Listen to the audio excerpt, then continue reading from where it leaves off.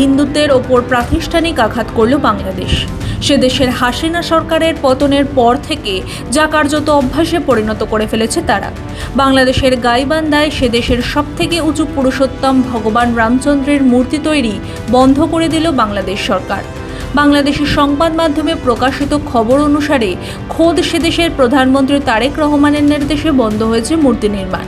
সূত্রের খবর, সে দেশের ধর্মোন্মাদ ইসলামী চরমপন্থী মৌলবাদীদের দাবিতে সায় দিয়ে এই পদক্ষেপ করেছে বাংলাদেশ সরকার, যার জেরে চরম অপমানিত ও হতাশ বলে জানিয়েছে বাংলাদেশি হিন্দু সংগঠনগুলির নেতারা।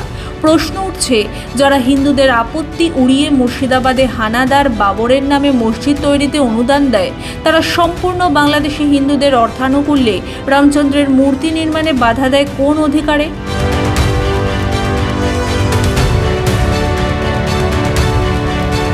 বাংলাদেশের গাইবান্ধার পলাশবাড়িতে শ্রী শ্রী রাধা গোবিন্দ ও কালী মন্দির প্রাঙ্গণে গড়ে উঠেছিল বাংলাদেশের উচ্চতম রামচন্দ্র মূর্তি।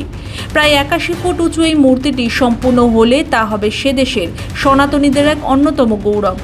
মন্দিরের জমিতে হিন্দুদের অর্থানুকূল্যে তৈরি হচ্ছিল এই মূর্তি, কিন্তু সুউচ্চ মূর্তি মন্দিরের প্রাঙ্গণের বাইরে থেকে দেখা যেতেই শুরু হয় ইসলামী মৌলবাদীদের উপদ্রব।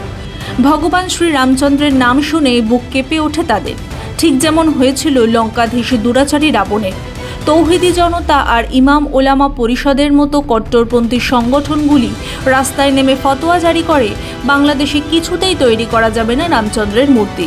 আর আশ্চর্যের বিষয় হলো, মৌলবাদীদের সেই অন্যায্য দাবিতে মাথা নত করেছে স্বয়ং প্রধানমন্ত্রী তারেক রহমান।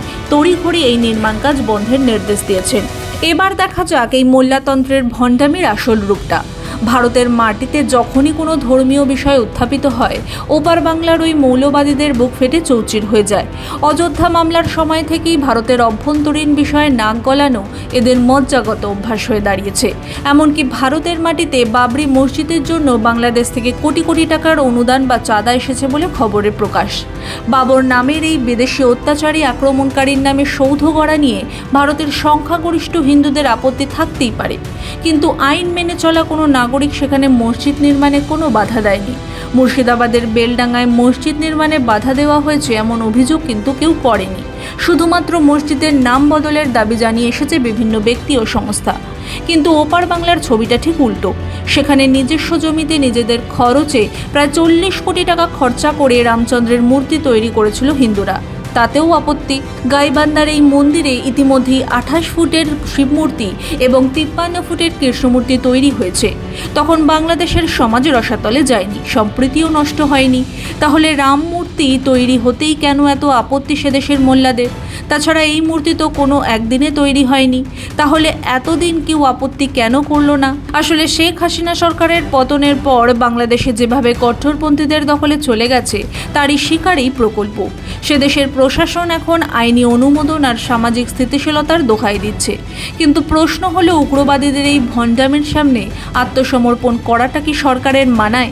রামচন্দ্রের মূর্তি নির্মাণ বন্ধ হওয়ায় হতাশ সে দেশের হিন্দু নেতারা। তাদের প্রশ্ন, আমরা কি শান্তিতে নিজের ধর্মটুকুও পালন করতে পারবো না?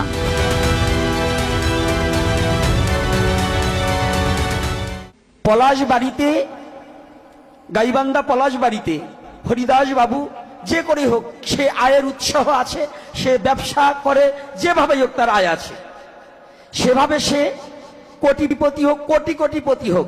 এই বাংলাদেশে টাকা মারা মন্ত্রী মিনিস্টার কত আছে, তাদের পিছনে তো লাগেননি, কোন ধর্মীয় নেতারা লাগেননি। কিন্তু পলাশবাড়িতে হরিদাস বাবু রাম মূর্তি করবে, সেটা করতে দেওয়া হবে না বাংলার গায়ে। আপনারা মিটিং মিছিল করলেন, এই যে শয়তানগুলো রাম মূর্তি করা যাবে না, এই শয়তানগুলো রামিসাকে ধর্ষণ করলো, সে সময় চোরের বেটাকে পাওয়া যায়নি, এই চোরগুলাকে পাওয়া গেছে।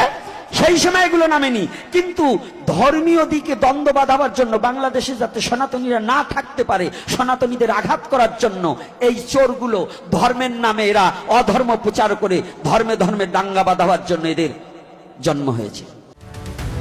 ওপার বাংলার হিন্দুদের এই নিরাপত্তাহীনতা আজ গোটা বিশ্বের সনাতনীদের বিবেককে নাড়া দিচ্ছে।